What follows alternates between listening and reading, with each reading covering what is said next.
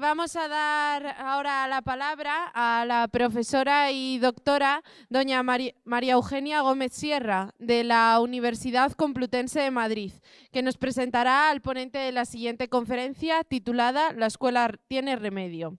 Recordamos nuevamente que aquellos que lo deseen podrán escribir sus preguntas y entregárselas a la azafata para poder luego ser preguntadas durante el tiempo de coloquio.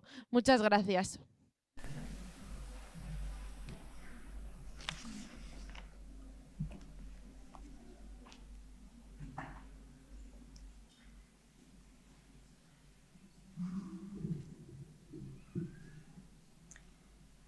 Buenas tardes.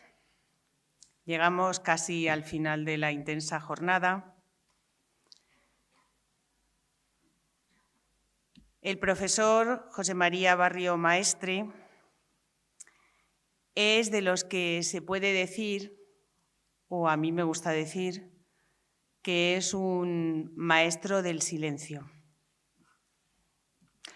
Un maestro del silencio porque si algo le tenemos que agradecer al profesor es su profundo pensamiento, que lo pone por escrito y que nos ha ilustrado pues, a la inmensidad de personas que trabajamos fuera y dentro de la Universidad Complutense de Madrid, poniendo lo que muchas veces falta, que es el fundamento de la educación.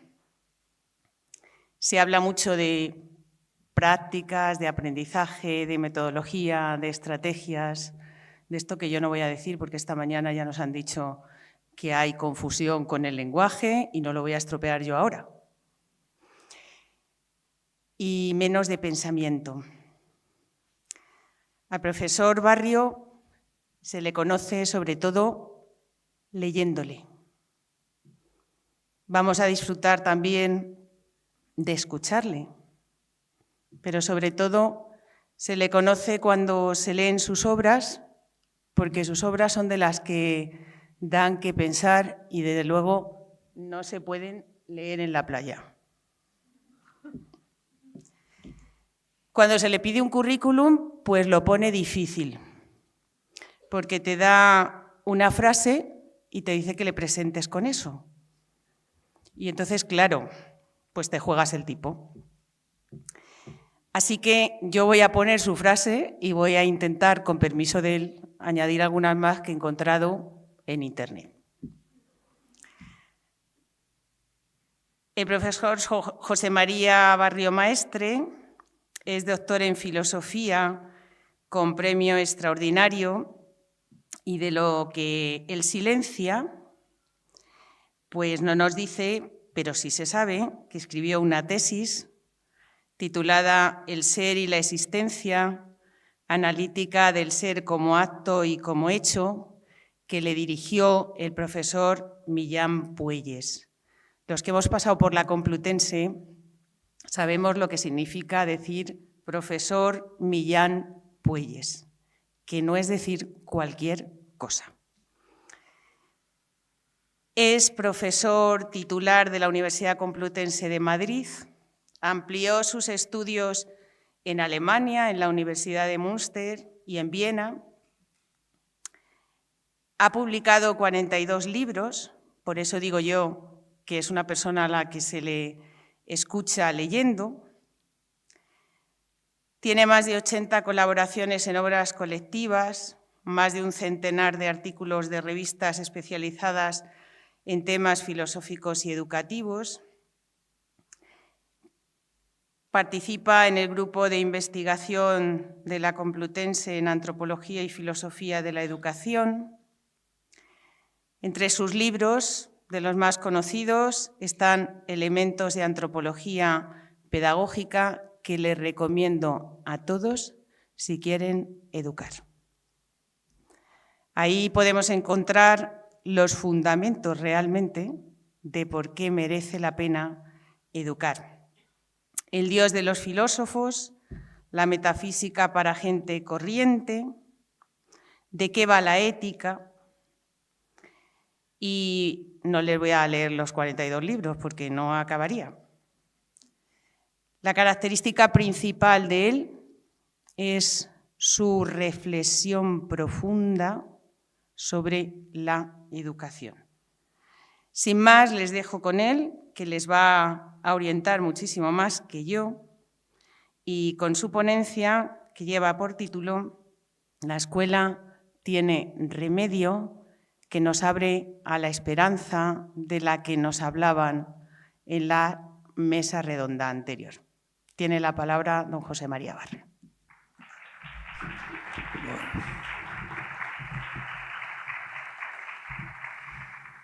Pues muchas gracias a María Eugenia por sus amables palabras, que van muchísimo más allá de mis méritos. Y a la organización de este evento fantástico, que me ha invitado pues, a reflexionar con ustedes sobre esta cosa que tiene un título un poquito pretencioso. La escuela tiene remedio, y que yo había pensado estructurar en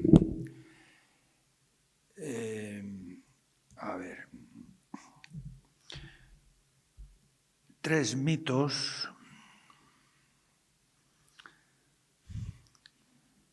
que ya tienen un tiempito largo en el gremio pedagógico y que a mí me parece que el desmontarlos, el desenmascararlos, digamos, el empezar a detectar que el rey está desnudo, pues sería una manera de empezar a salir del hoyo. Les voy a proponer cosas que es probable que algunos de ustedes o muchos de ustedes consideren excesivamente bárbaras, y muy probablemente lo son. Pero les aseguro que son cosas que he pensado y que he discutido con colegas y por lo menos puedo decir que no les miento, aunque admito que puedo estar muy equivocado. Y por favor, si estoy equivocado, sáquenme de mi error, esto me harían un grandísimo favor. Voy a leer un texto que he preparado para esta cosa. Iré haciendo algún comentario también, aparte del texto, pero para ceñirme un poco al horario y no cansarles demasiado. Es un texto breve. La llamada nueva pedagogía o escuela nueva, que por cierto ya no es tan nueva, esto tiene más de un siglo, sería bueno buscarle otro nombre. Ante todo, justifica su forzada vigencia, forzada por las leyes educativas vigentes, no porque éstas conciten verdadero apoyo en aquellos a quienes se les imponen. Justifica su forzada vigencia en el lodo que arrojan contra la llamada escuela tradicional. Esto es una cosa que desde hace mucho tiempo me sorprendió, ¿no? Parece que el argumento fundamental de la llamada escuela nueva es que es nueva. Tal desafecto hacia lo tradicional viene respaldado en una colección de mitos que a modo de espantajos se conjuran para apartar de la mirada una realidad que poco a poco va cobrando evidencia, pero que lamentablemente aún continúan instalados, o por lo menos esos mitos en las meninges de muchos.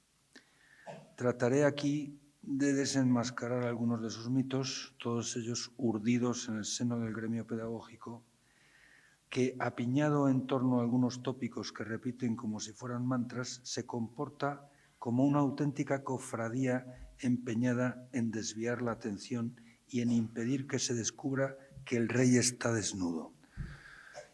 Perdonen ustedes la mordacidad de esto que acabo de leer. Y les ruego que sean comprensivos conmigo. Llevo 39 años en una la Facultad de Educación, rodeado por ilustres pedagogas y pedagogos, y algunos que no son tan ilustres, pero, en fin. Primer mito. La memoria es la inteligencia de los torpes. Es como quien dice, este crío es tirando a cortito, no entiende, que se lo aprenda de memoria, que menos es nada. Seguro que algo parecido a esto todos lo hemos oído cantidad de veces, ¿no? Al rebufo de la crítica a una supuesta enseñanza tradicional únicamente memorística, crítica que desde luego hoy parece legítima, muchos pedagogos llevan a cabo una auténtica satanización que trata de arrumbar la memoria al baúl de los tractos viejos de la vieja escuela. Estudiantes que demuestran en el examen que no saben casi nada de la asignatura que yo les imparto, a menudo me dicen, mire usted, prefiero entenderlo que aprenderlo de memoria, dando por sentado que ambas cosas serían incompatibles. No puedo culparles, porque es lo que les han dicho casi todos mis colegas, con algunas excepciones, naturalmente. Como frecuentemente ocurre, las medias verdades suelen devenir grandes mentiras. La legítima objeción a una deficiente práctica escolar que se apoya exclusivamente en la memoria, creo que no puede convertirse en la sistemática demolición de la memoria perpetrada por la nueva pedagogía, con una cadencia que, a fin de cuentas, resulta intelectualmente suicida, toda vez que sabemos lo que recordamos. Ciertamente saberlo es algo más que recordarlo, pero al menos presupone no haberlo echado al olvido. Esto como mínimo. Por otro lado, como sabe quien se ha asomado a Aristóteles, yo modestamente lo he hecho, hay una memoria intelectual que él denominaba intelecto pasivo, nous patheticos, la cual, a diferencia de la memoria sensible, uno de los 4 sentidos internos de los que habla Aristóteles es la memoria, es un sentido interno, ¿no? Bueno, pues a diferencia de esta memoria sensible, la otra, la memoria intelectual, no es caduca. En efecto, mientras que las imágenes pueden perderse, digamos que como las fotografías amarillean y se deslucen con el tiempo, las especies intelectuales que iluminó el intelecto agente, lo que Aristóteles llama nous poietikos, que él dice que es como una luz, evidentemente una luz espiritual, no se trata de fotones, ¿no? Una luz que el intelecto proyecta sobre las imágenes y que hace legibles en ellas ciertos rasgos comunes. Esos rasgos comunes, que él llama especie impresa intelectual, quedan impresos en el intelecto pasivo o memoria intelectual.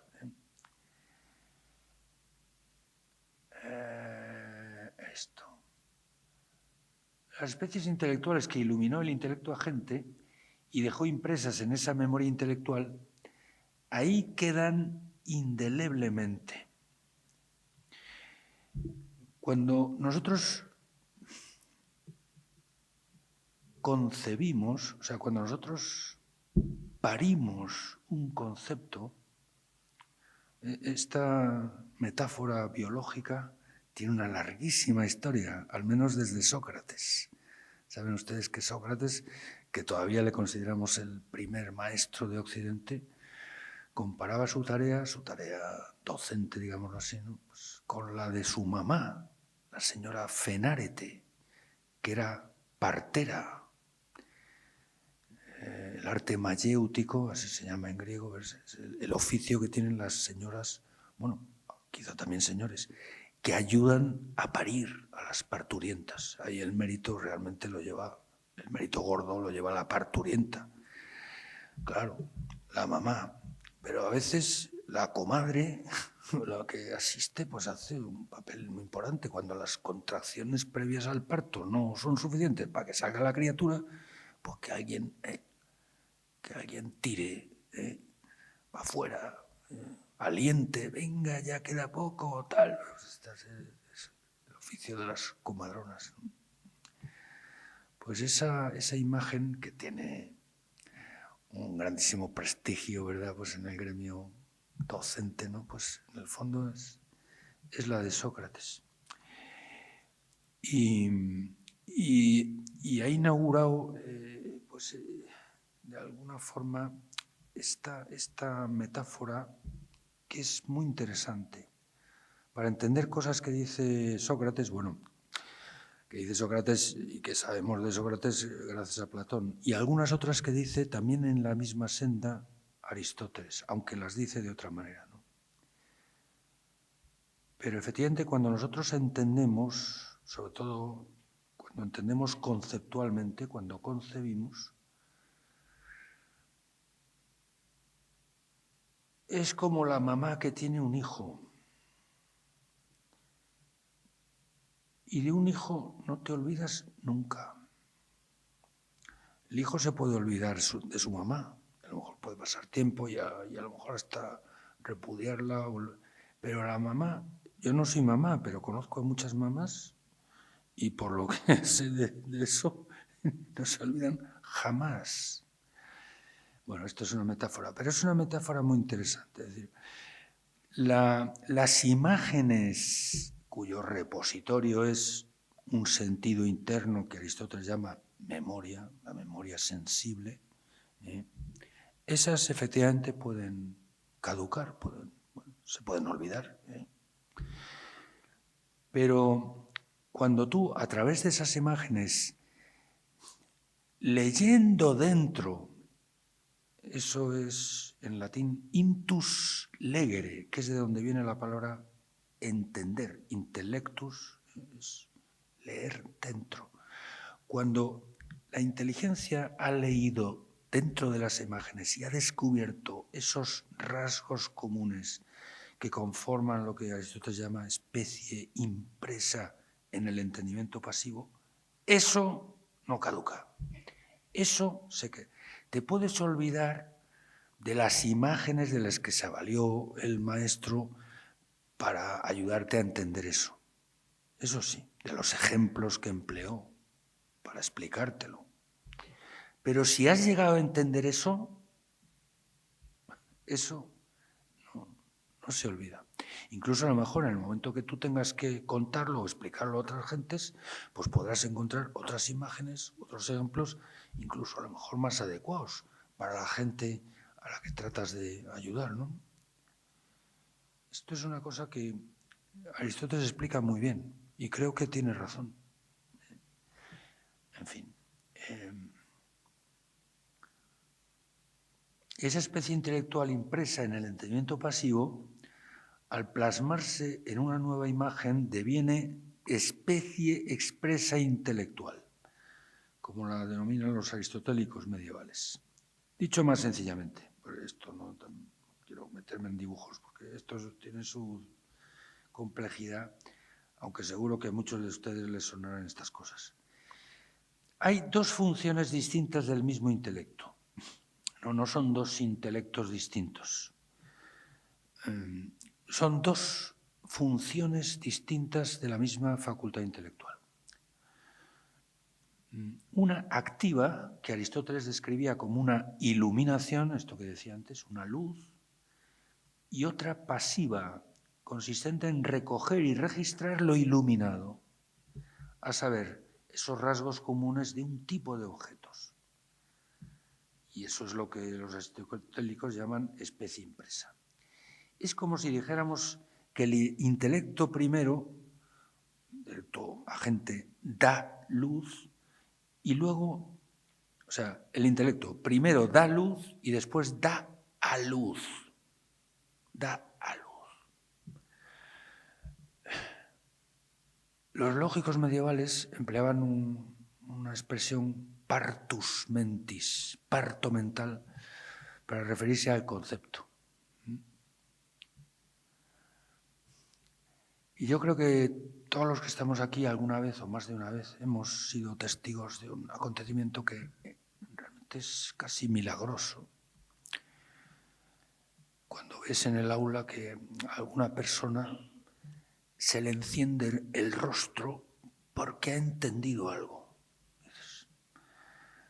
Esta profesión nuestra vale la pena por muchos motivos, pero sobre todo por esos momentos, cuando te das cuenta de que esta persona esto lo ha entendido.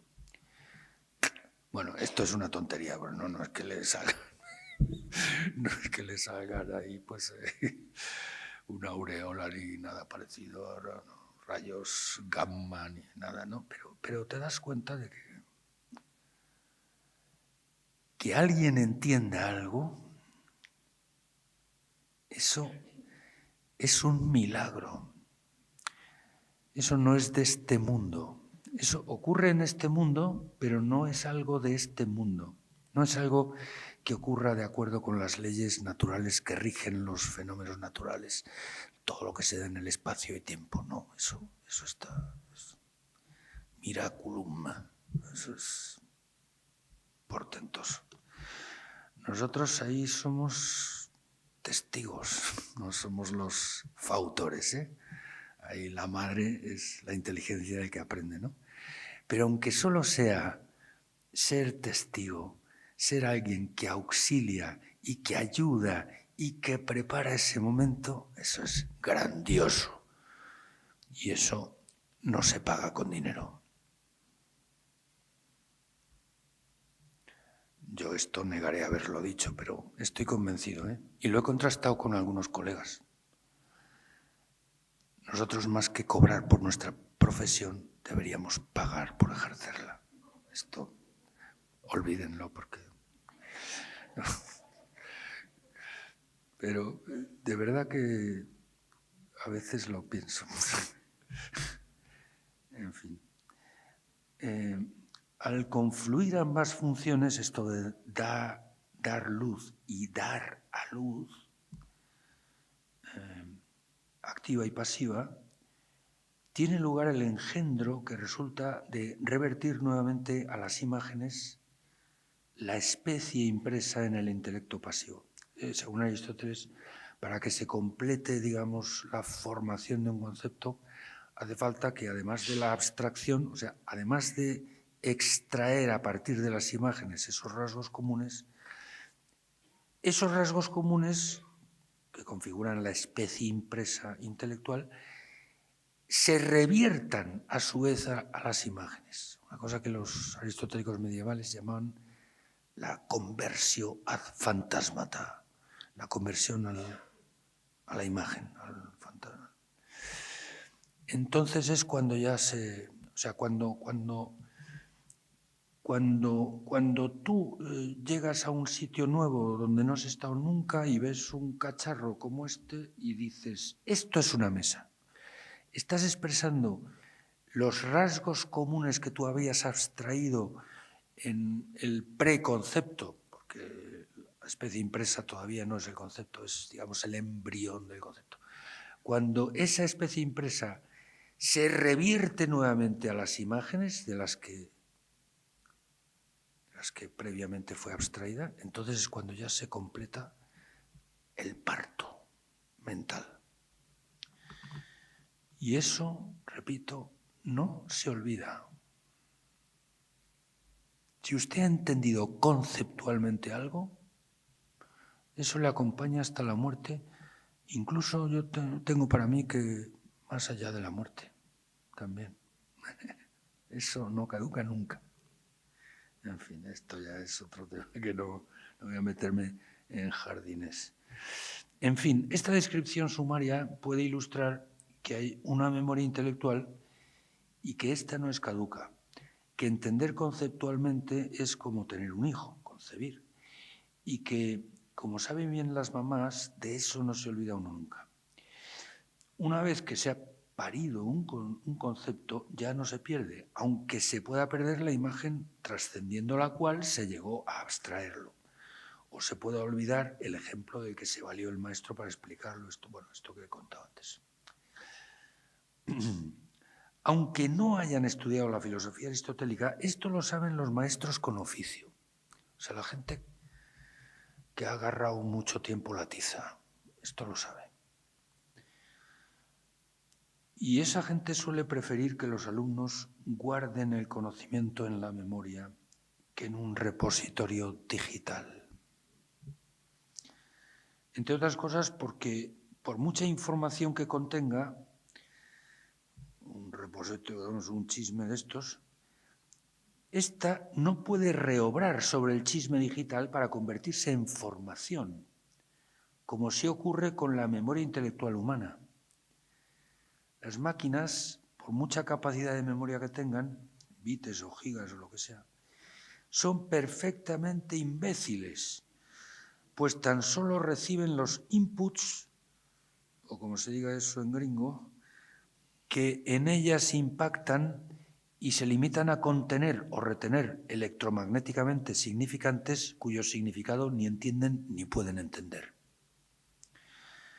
A mí me parece que esto es el primer mito que habría que empezar a desenmascarar para, ¿cómo se llama esto? Para darle remedio a la escuela. Lo de la memoria es muy importante, muy importante. Y desde luego, poner en contraposición la memoria con la inteligencia es todo, bueno, por lo que he tratado de contar de una forma muy sumaria, Aristóteles diría que nanay de la China, vamos, porque hay una memoria intelectual y esa, insisto, no se pierde. Segundo mito, hay que enseñar a pensar, no qué pensar. Seguro que mi colega María Eugenia ha leído esta frase. Nosotros ahí en la facultad tenemos una especie de, no sé, un espacio, ¿cómo le llaman ahora a estas cosas? Es un pasillo, pero amplio, que está en la planta segunda, en medio de las dos fases del edificio, ¿no? Bueno, pues ahí el decanato le dio hace un tiempo por poner frases famosas de algunos pedagogos famosos. En este caso no es una frase de una pedagoga porque Margaret Mead, a quien el panelito donde está escrito esto atribuye esta frase que, repito, hay que enseñar a pensar, no qué pensar.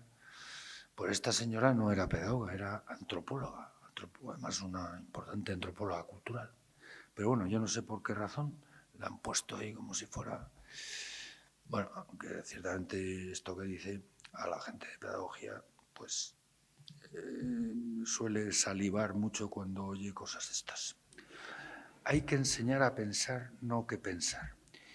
Creo que la fórmula se debe a Margaret Mead. Bueno, no creo, lo afirmo. Esta señora sabía de antropología cultural, pero parece que de filosofía andaba algo más escasa, con perdón. No hay manera de enseñar a pensar que no pase por enseñar pensamientos. Cosas que han sido pensadas por quienes han pensado en serio en algo. La fórmula mencionada parece de entrada muy intuitiva y eficaz para traer el espantajo de una enseñanza dogmatizante o impositiva que muestra solo las conclusiones pero no las premisas ni el camino argumental para llegar hasta ellas, es decir, eso que generalmente entendemos como adoctrinamiento, ¿no? Pues enseñar qué pensar, pues eso sería algo parecido a adoctrinar y eso está muy feo. Bueno. A ver. aquí. Desde luego, deploramos todos algo así. O sea, una enseñanza que se limite a mostrar las conclusiones, pero no el acceso racional que conduce hasta ellas. Pero fácilmente, aunque todos lo deploramos así de entrada, pero fácilmente desliza algo que si uno no le retiene la atención más allá de una primera impresión, no resulta tan claro. ¿Cómo se puede enseñar a pensar de una manera meramente formal, sin prestar atención a contenidos concretos de pensamiento? Sería como pretender que se puede aprender a tocar la flauta leyendo un manual. Creo que no es así. Se aprende a tocar la flauta tocándola, como es lógico, mal al principio, y corrigiendo fallos tal vez con la ayuda del manual. Pero desde luego nadie aprende a tocar la guitarra leyendo un manual de guitarra. Es un vicio estructural de la pedagogía moderna, la llamada nueva pedagogía, pretender que eso de pensar o tener criterio propio es una destreza o una competencia, incluso una herramienta. Esto hace poco oí esta expresión, cosa que me pareció un palabra verdaderamente infecto, ¿no? Esto de pensamiento crítico como una herramienta. Me acordé de un título verdaderamente vasto de Nietzsche, que es Cómo filosofar con el martillo. Nietzsche tiene un librito que se titula así: Wie mit dem Hammer philosophieren. Cómo filosofar a martillazos. Bueno, pues perdón por la tontería, pero es que lo de la herramienta, efectivamente, el prototipo de herramienta, el martillo, ¿no? Pues, o sea, como si fuese, ya digo, una competencia, esto de pensar, o tener criterio propio, o pensamiento crítico, o pensar por cuenta propia, todo este tipo de cosas que nos suenan tanto, ¿no? Como si fuera una herramienta que tiene un carácter hipostático y que se puede despachar, digamos, pues eso, como que de suyo es un contenido material del aprendizaje, como el famoso aprender a aprender, y que por tanto, con independencia de cualquier contenido o argumento de pensamiento, puede uno embaularse como si se tomara una pastilla. Este tipo de ingenuidades, a lo mejor estoy muy equivocado, de verdad, ¿eh? Y es muy probable que muchos de ustedes piensen que estoy equivocado y de verdad que les agradeceré muchísimo que me saquen de mi error. Pero les digo honestamente lo que pienso. Y les digo por qué pienso lo que pienso. Creo que es mi misión. Yo ante todo profeso la filosofía. Como esto de aprender a aprender.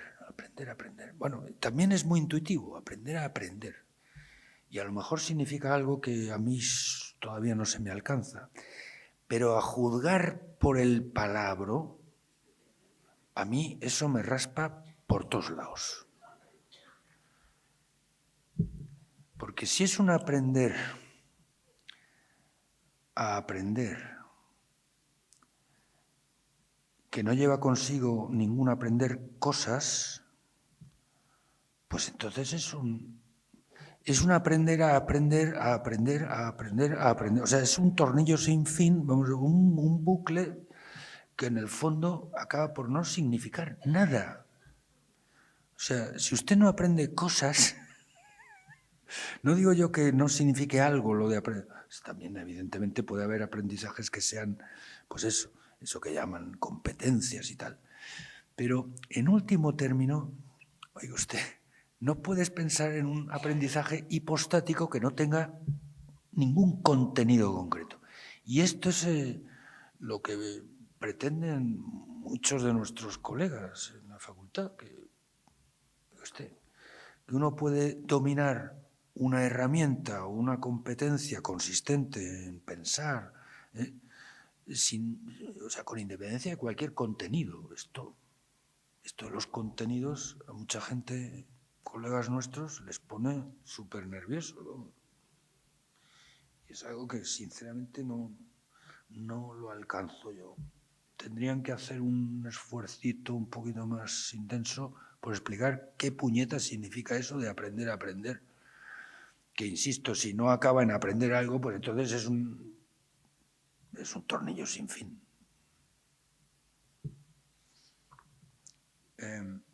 Si yo hiciera, vuelvo un poco a toda esta cuestión de la frase famosa esta de Margaret Mead, ¿no? Hay que enseñar a pensar, no qué pensar. Si yo hiciera ahora una genealogía de las cosas que he pensado, caso de que alguna de ellas pueda considerarse una idea feliz y de cuño propio, lo que tendría que hacer es una lista de los libros que he leído y de las conversaciones que he tenido. Seamos honestos, aprendemos a pensar tomando partido en discusiones sobre asuntos que nos importan y buscando mejores razones que aquellas que no nos convencen. Pero ingresamos en una conversación que viene desde muy lejos, desde mucho antes de que nosotros ingresáramos en ella, y a no ser que incurramos en la ingenuidad adánica de que todo comienza aquí y nosotros somos los reyes del mambo, lo primero que tenemos que hacer es leer y escuchar a personas que mucho antes han leído y pensado sobre eso.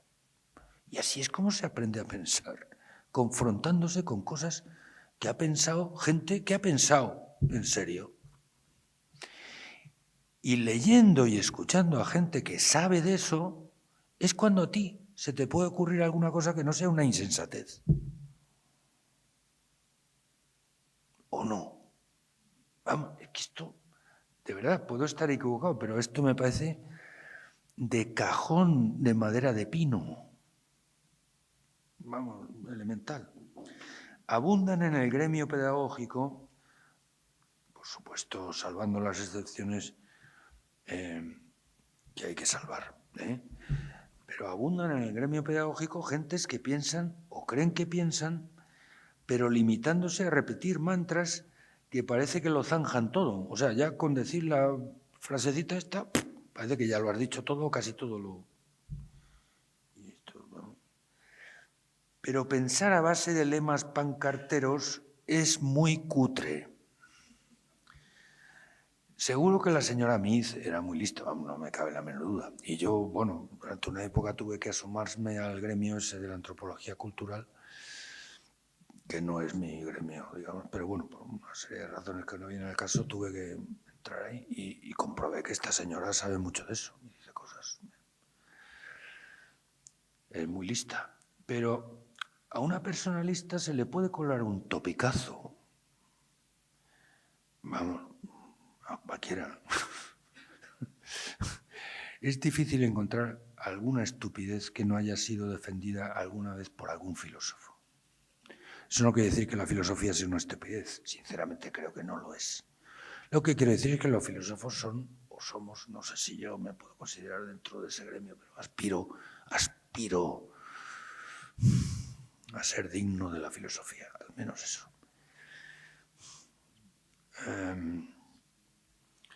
Pues somos desgraciados como cualquier otro, vamos, se nos puede... Lo que pasa es que, claro, si una cosa verdaderamente necia se le ocurre a un tipo que teóricamente se dedica a pensar, pues entonces puede llamar más la atención, pero no es para tanto, vamos. O sea, a gente lista se le puede colar una sandez, y esto es una sandez, que se le ha colado una señora lista.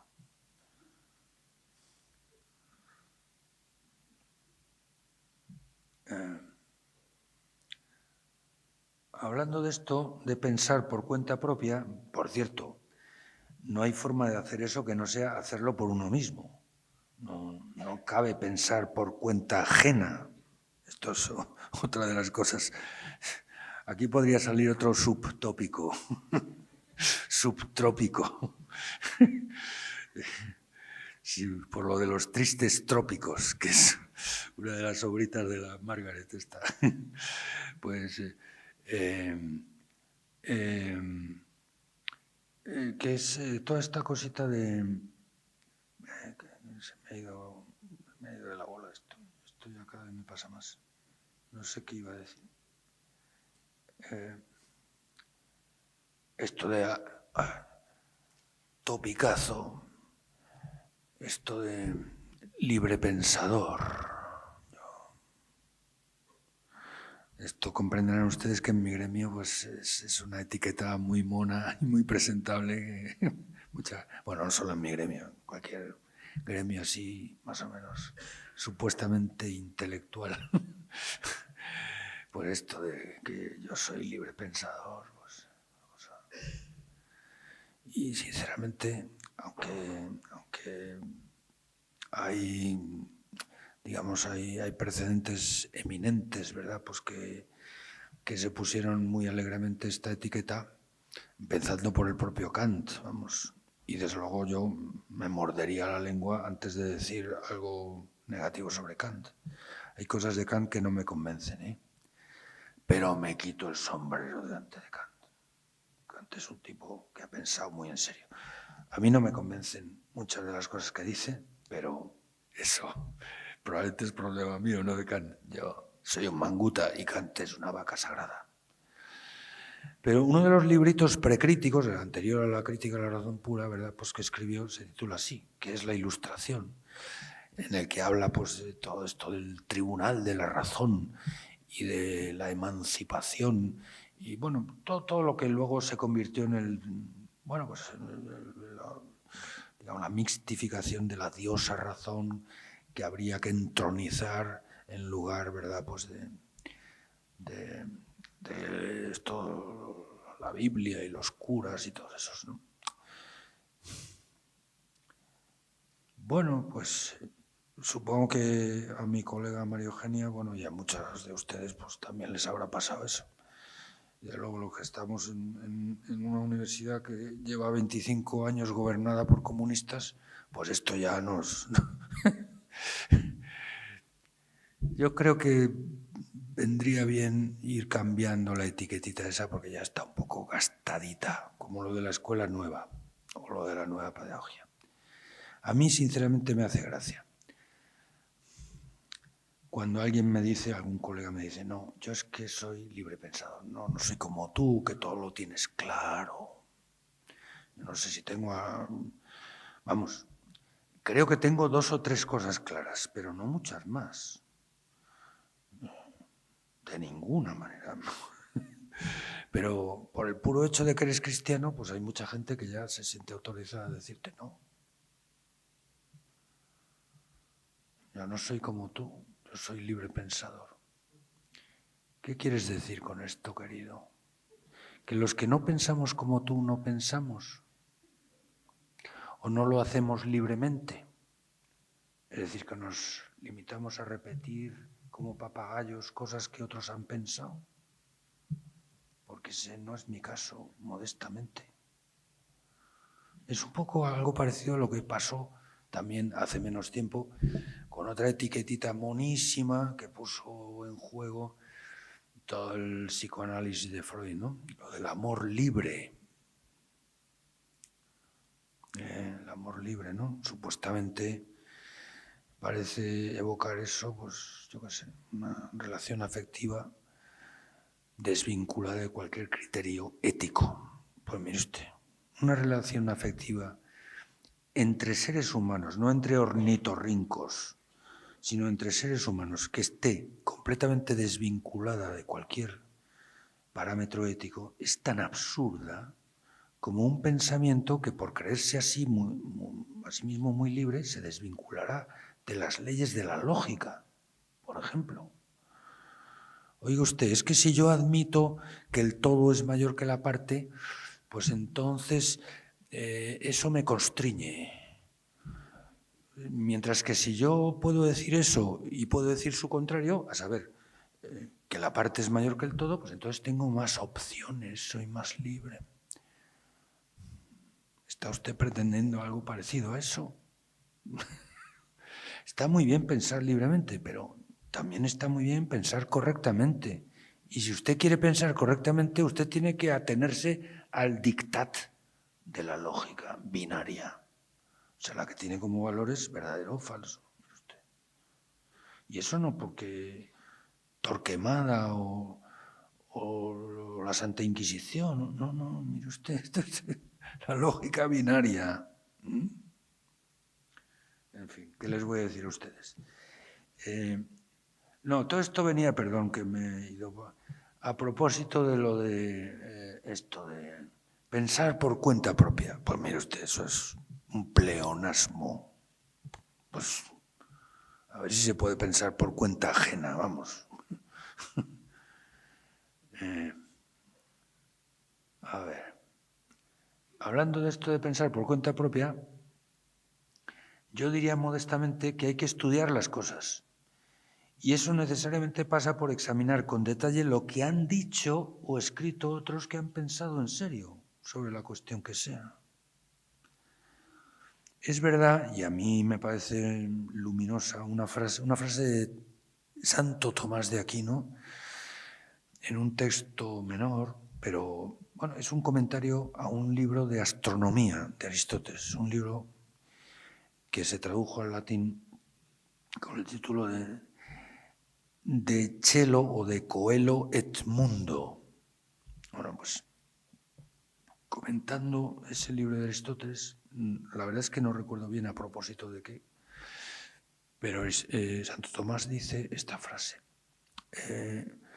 Lo que nos toca, lo que nos cumple como filósofos, no es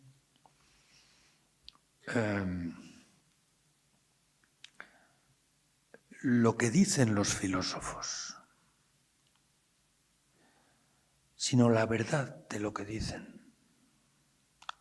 Solo que ante todo nos importa, como filósofos, bueno, podríamos decir como intelectualmente, no es lo que dice la gente, sino, oiga usted, la verdad de lo que dice.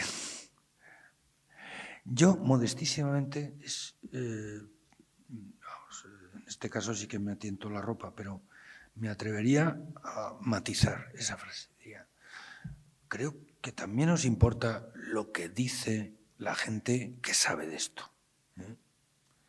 Aunque ciertamente lo que más nos tiene que importar es contrastar la verdad de lo que dicen. Claro, pues evidentemente.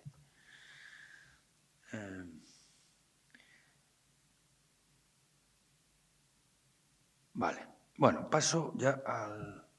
No sé cómo voy de tiempo. Uy, Dios mío. Pues entonces ya voy a leer el tercer mito. La escuela no puede ser una burbuja aislada de la sociedad. ¿Cuántas veces han escuchado ustedes esto o algo parecido? Yo, centenares. No sé si llega a miles, pero muchísimas veces. Pues yo creo que sí puede y debe serlo, una burbuja aislada de la sociedad. Asumo el riesgo de decir algo máximamente impertinente y que a oídos de la mayor parte de los pedagogos que conozco se antoja una auténtica barbaridad, y es posible que lo sea. En fin, pido perdón por discrepar de ellos y reconozco que puedo estar equivocado, pues son muchos más y además gente lista y que desde luego sabe de educación mucho más que yo, los que dicen eso, que la escuela no puede ser una burbuja. Pero no me convencen sus razones y diré brevísimamente por qué. Sin recular del todo, creo que es justo puntualizar que la escuela no puede estar completamente aislada de la sociedad, toda vez que constituye ella misma un subsistema dentro del sistema social, evidentemente. Pero su vocación original es armar un espacio adecuado para el ocio contemplativo.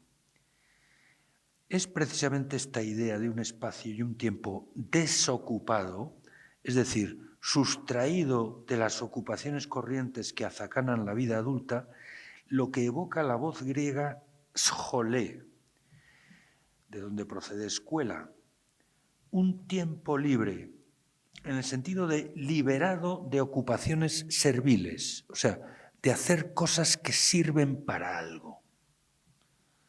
Digamos que la naturaleza de la escuela, lo que nació siendo, eso es la naturaleza de algo, es lo que era cuando comenzó a ser. La naturaleza de la escuela es la de un ecosistema generador de una atmósfera propicia al estudio. El negocio de la escuela, su ocupación principal, es, valga la paradoja, el ocio. No en el sentido usual de la ociosidad, digamos, de la distracción, sino todo lo contrario, en el de entrenar e incentivar una atención concentrada, morosa, esmerada. Eso significa studium en latín, esmero, que es algo que ayuda mucho a humanizarse a las personas, pero que hay que aprender. Y desde luego la gente más joven y los niños, pues eso les cuesta mucho. Hace falta tiempo y hace falta esfuerzo y mucha paciencia para conseguir que la gente le retenga la atención a algo. Pero eso humaniza mucho.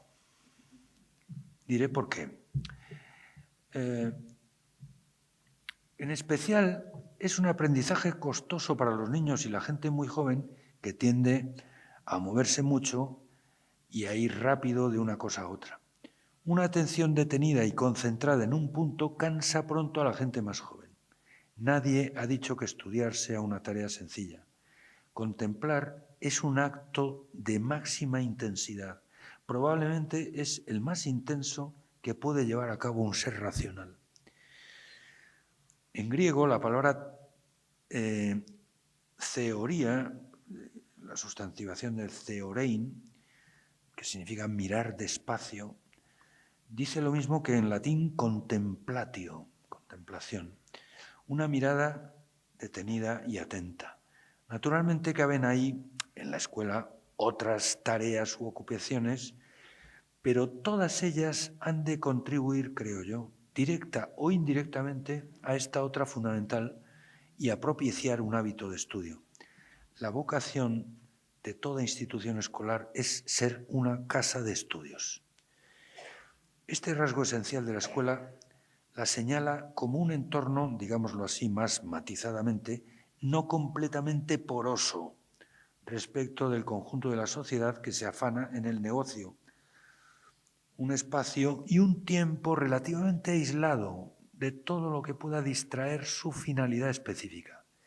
Es la idea del claustro que aparece asociada al campo semántico de la escuela. Esa finalidad no es proporcionar a los escolares un pasaporte seguro para ingresar en la vida adulta o en el mundo del trabajo. No es específicamente la de una preparación para ejercer una profesión. Sin duda, estos elementos tampoco pueden ser a día de hoy completamente extraños a lo que la sociedad puede esperar como saldo de los años escolares que pasan los niños y jóvenes. Pero el objetivo principal es ayudarles en su crecimiento como personas y muy particularmente en la dimensión intelectual de ese crecimiento, creo yo. Hay otras muy importantes dimensiones del crecimiento humano, pero creo que en el espacio escolar tienen que ir al rebufo de esta, en mi modesta opinión. Todo eso de los valoritos está muy bien, pero ante todo, nuestro trabajo es que la gente sepa cosas. Perdón por decir esta burrada, pero es lo que pienso. No se trata de suministrar a los escolares herramientas útiles que les sirvan para moverse con ventaja táctica o estratégica en el mundo adulto, que ya se sabe que es un poco selvático. No, ante todo se trata de ayudarles a formarse criterio, a pensar con rigor y profundidad, a conocer el mundo, las cosas y las personas, y no solo para dominarlo mejor, sino sobre todo para reconocerlo como es. Y eso tiene un nombre específico que es el respeto. El verdadero rendimiento de los años escolares es que la gente que pasa por la escuela aprenda a tener respeto por la realidad de las cosas y respeto por la verdad. Que entiendan que la realidad no es solo lo que hacemos, decimos, pensamos o sentimos que es, sino que tiene unas leyes propias, un régimen propio que es que en primer término hemos de aprender, adelantando el oído atento y reteniendo nuestra verborrea prematura, escuchando antes de hablar. Es un rendimiento profundamente humano y humanizador que se obtiene de la institución escolar cuando las cosas se hacen bien, creo yo. Los muchachos suelen decir que pasan demasiados años en la escuela y tal vez podrían ser menos, pero creo que no son tantos si se ven desde la perspectiva del alcance y envergadura humana que tiene este aprendizaje, que es grande, el que consiste en llegar a ser una persona respetuosa. La manía que el gremio pedagógico ceba contra la lección magistral, además de ignorar el simple hecho de que esa es la ocupación y responsabilidad principal de un docente, en mi modesta opinión, presupone la peregrina idea, aunque igualmente estamos aquí ante un espantajo que parece muy intuitivo de entrada, de que eso de escuchar o leer es algo meramente pasivo, como suelen decir muchos. Pues no, escuchar o leer son actividades, repito, de la máxima intensidad posible. Como traté de exponer antes, es el formato habitual del pensar, el escuchar y el leer. Y, por cierto, del pensamiento propio y crítico. Aunque no lo exterioricemos, al recibir una lección o al hacer una lectura, lectio, ambas cosas se dicen en latín, así, lectio, ¿no? Generalmente estamos procesando el mensaje, contrastando lo que en él se enuncia con otros mensajes que hemos recibido sobre el mismo tema y preguntándonos por su valor de verdad. Es eso exactamente lo que significa un análisis crítico. Ciertamente podemos hacer explícita una reflexión más detenida después, mas siempre sobre la base de que en la misma recepción del mensaje ya hay implícita una percepción intelectual del enunciado como pretendidamente verdadero. En otros términos, todo juicio, obviamente me refiero a los enunciativos, a los que declaran algo sobre algo, no hablo aquí de la argumentación poética o narrativa, que evidentemente también tiene su importancia y su presencia en la escuela, ¿no? Entraña de forma concomitante una reflexividad potencial, es decir, una captación del mensaje como una pretensión de verdad, que posteriormente podrá actualizarse en una reflexión estricta que pondere si esa pretensión de verdad se cumple o no. En definitiva, ser una persona de criterio es poder discernir el valor de verdad o de bondad o de belleza o de rectitud de lo que se dice o se hace, de lo que hacemos o decimos nosotros o de lo que otros dicen o hacen, y disponer no tanto de recursos emocionales, bien que estos no puedan ni deban excluirse del todo, pero ante todo disponer de elementos racionales para hacer esa discriminación con justicia, es decir, ajustando nuestro decir a lo que las cosas nos dicen siendo, con un lenguaje que hay que saber escuchar y hay que aprender. Y eso se aprende leyendo y escuchando lecciones magistrales. La misión propiamente educativa de los docentes es contribuir a esa formación de criterio y es lo que mejor pueden hacer para contribuir al crecimiento y maduración de las personas que se les han encomendado. El espacio natural de ese aprendizaje es el aula y la biblioteca. No sobran en la escuela los talleres y otros espacios interactivos, que son el lugar natural de otros aprendizajes de tipo práctico, técnico o artístico. Pero es en la lección y la lectura donde de forma natural se puede aprender a retenerle a la realidad una mirada morosa y atenta, que ayude a percibir que las cosas no son lo que son para mí, o lo que yo hago que sean, o lo que digo, pienso, me gustaría o siento que son. Ahora con toda esta cosa del arco iris, ¿verdad? Pues mucha gente que piensa que yo soy lo que me siento ser. Eso es perpetuar, digamos, la inmadurez de la gente. Vamos, no entro en otro tipo de consideraciones, pero desde el punto de vista educativo, una persona madura, o sea, empieza a salir del huevo, a romper el cascarón, cuando empieza a tomar conciencia de que hay más allá de mi ombligo una realidad que no consiste fundamentalmente en lo que yo siento que es, sino que tiene leyes propias, que tiene una gramática propia, que lo primero que tengo que hacer es aprender. Para aprender esto es para lo que se fundó la escuela en la tradición del socratismo. Y a los profesores hay que dejarles que hagan su trabajo, que es muy importante. Muchísimas gracias por su paciencia. Y reitero que, por favor, bueno, no sé si es el momento, pero si quieren ustedes discutir algo, yo se lo agradeceré muchísimo, porque para eso está la universidad, para discutir. No, gracias.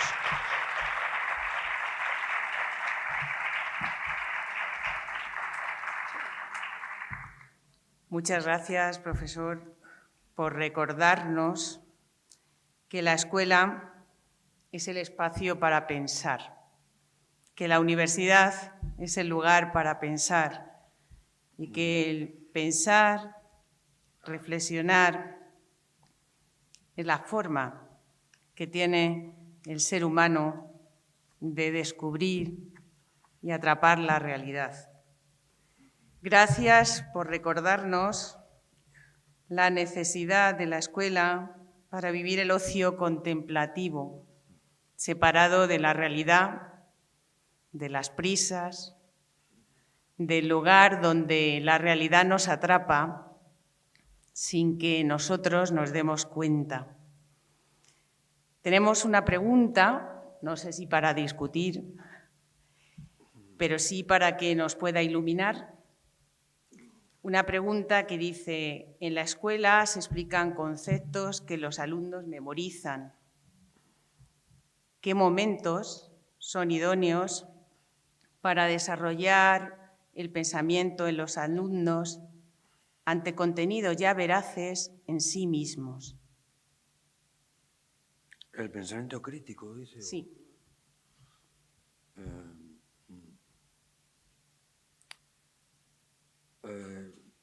A ver, bueno, yo distinguiría la veracidad de la verdad. O sea, la veracidad es una virtud moral que consiste en decir la verdad, ¿no?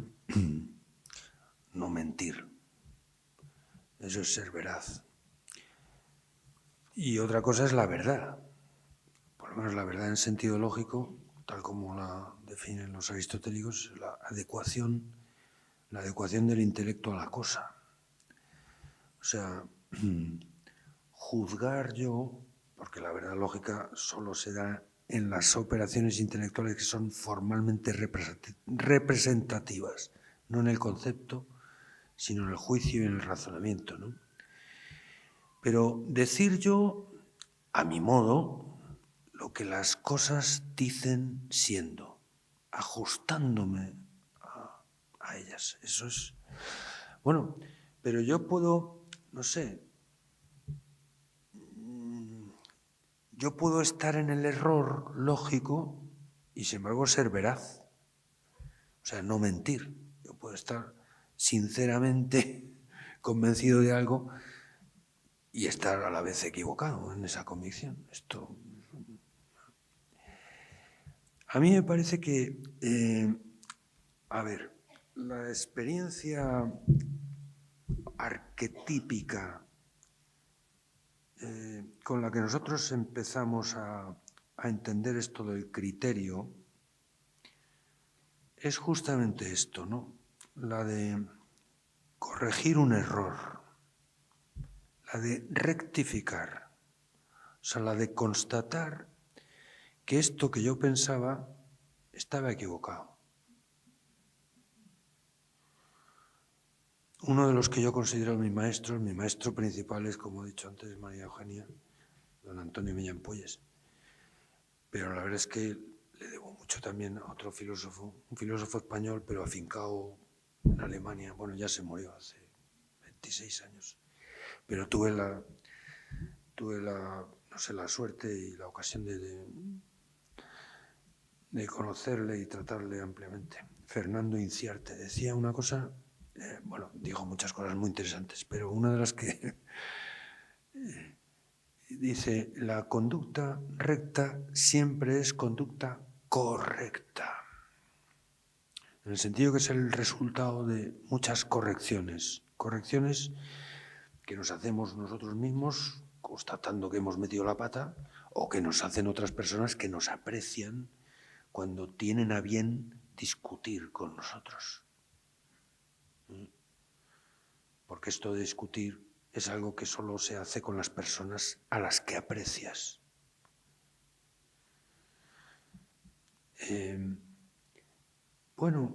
Yo creo que la experiencia humana, no solamente de cada ser humano, sino yo diría de las sociedades humanas, de las civilizaciones humanas, es que los progresos, los pasos adelante, eso significa progredior, ¿no? Avanzar, dar un paso hacia adelante, siempre son resultado de rectificaciones, o sea, de desandar un mal paso que hemos dado antes. Y esta es la grandísima ventaja que tiene la discusión seria, que nos permite, nos proporciona, nos suministra una palestra extraordinariamente adecuada para esto, para rectificar. Y esto, en este caso se trata de un tópico que creo que es muy cierto, muy verdadero.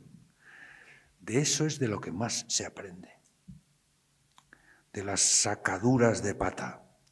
Es cierto que no puede haber sacadura de pata si no hay previamente metedura de ella, claro.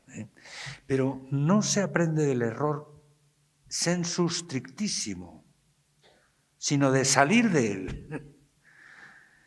Hay gente que dice, no, de los errores también se aprende. No, modestamente creo que no. O sea, si de los errores se aprendiera, eso significa que el error sería una cosa buena. Y desde luego, si el error es lo contrario de la verdad, y la verdad es una cosa buena, yo creo que la verdad, vuelvo a citar a Santo Tomás, es bonum rationis, el bien de la inteligencia, eso es la verdad. Pues si la verdad es una cosa muy buena, y creo que lo es, pues el error no puede ser bueno.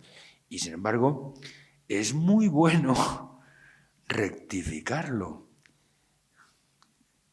Y la mayor parte de nuestros pasos adelante son rectificaciones.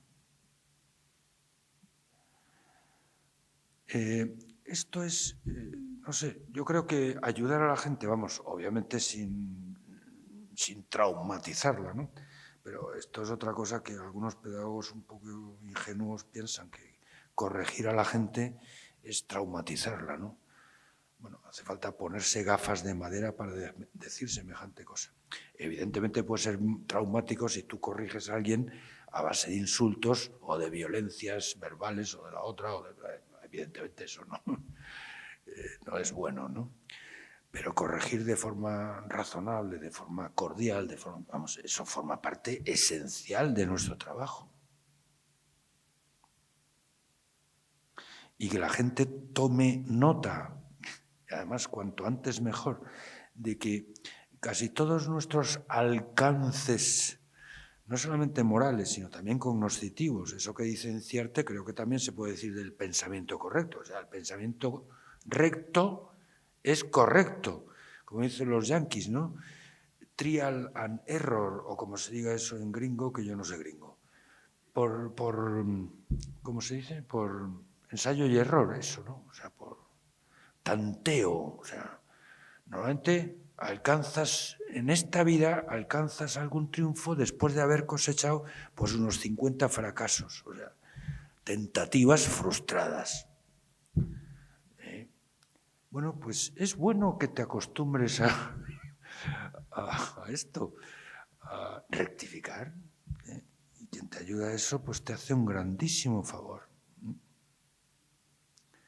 No sé si iba por ahí la cosa. O sea, yo sinceramente creo que el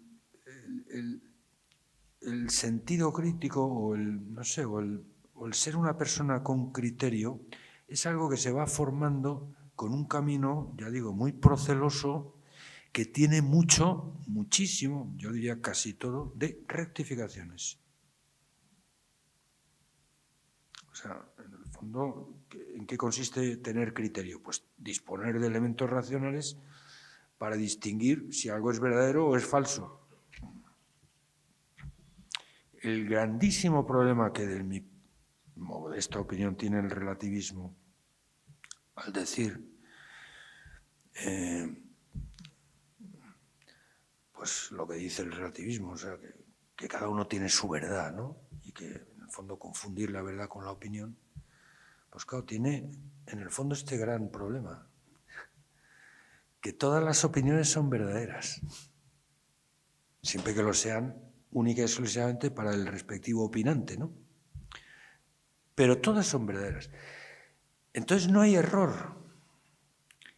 Pero si no hay error, entonces tampoco hay posibilidad de salir de él. Efectivamente, tú no identificas lo que es el error hasta que lo corriges. Es justamente en el momento de rectificar el error cuando te das cuenta, yo estaba equivocado, ¿no? Pero si partes de la premisa de que, oiga usted, de que todo lo que se dice es verdad, siempre que lo sea para cada uno, pues entonces no hay ni posible discusión racional, ni eso de tener criterio tendrá sentido ninguno, y estás cegando la fuente por la que cualquier ser humano puede alcanzar cualquier conquista intelectual o vital en su vida. Eso es, como mínimo, necio. Es muy necio eso, vamos, como mínimo.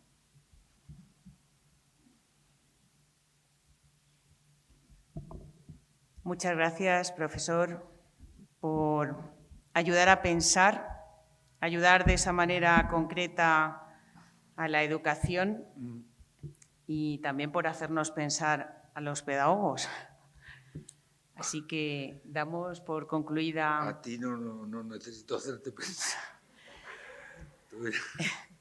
Damos por concluida pues esta bella conferencia, pues que nos invita a todos a buscar con más profundidad lo que es el verdadero sentido de la educación. Gracias. Le damos un aplauso. Muchas gracias a ustedes por su paciencia.